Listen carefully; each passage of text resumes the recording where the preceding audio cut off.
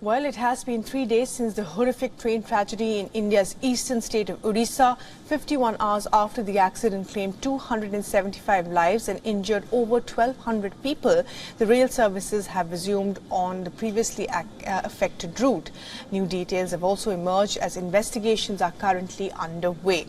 Now, the Union Rail Minister Ashwini Vaishnav has overseen the resumption of the train services and said that the situation is returning to normal.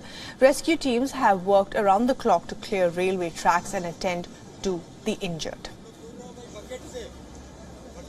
अभी आपने देखा अब तक 3 गाड़ियां जा चुकी है टोटल रात में करीब 3 trains have moved on this track so far.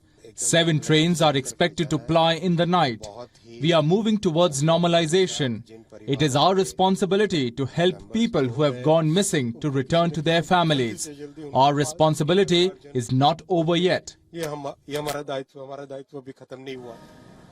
Now, according to the railway minister, a change in the interlocking system could have led to the incorrect signalling or improper routing that forced the Chennai-based Coromandel Express off the main line.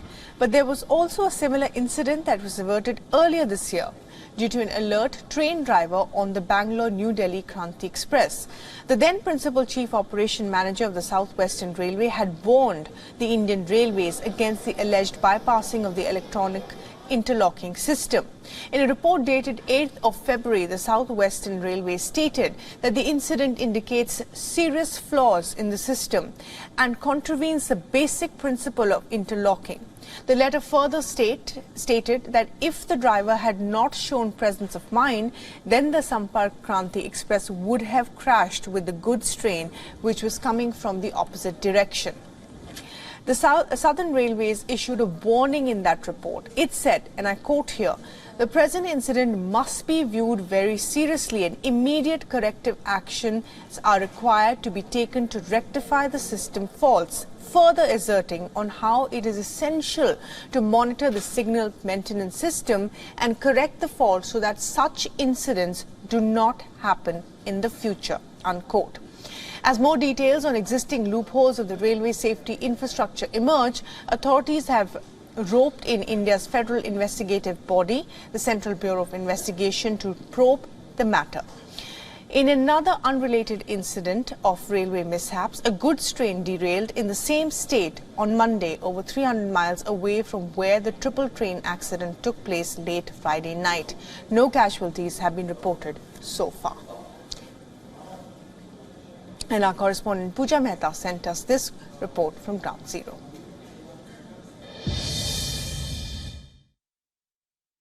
"51 hours after a tragic train accident was reported in Odisha's Balasore, train services have resumed here. You can see what in behind me. The train services have resumed on the upline as well as the downline.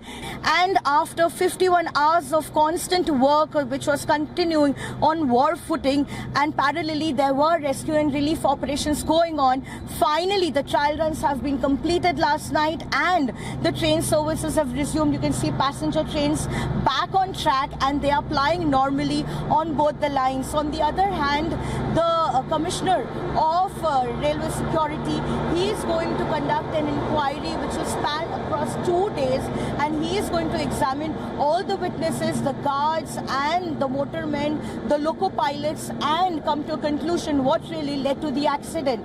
While the railway conducts its own inquiry and investigation, CBI will also investigate the matter after the Railway Board has recommended a CBI probe into the accident that led to the loss of lives of 275 people and left 1,175 people injured.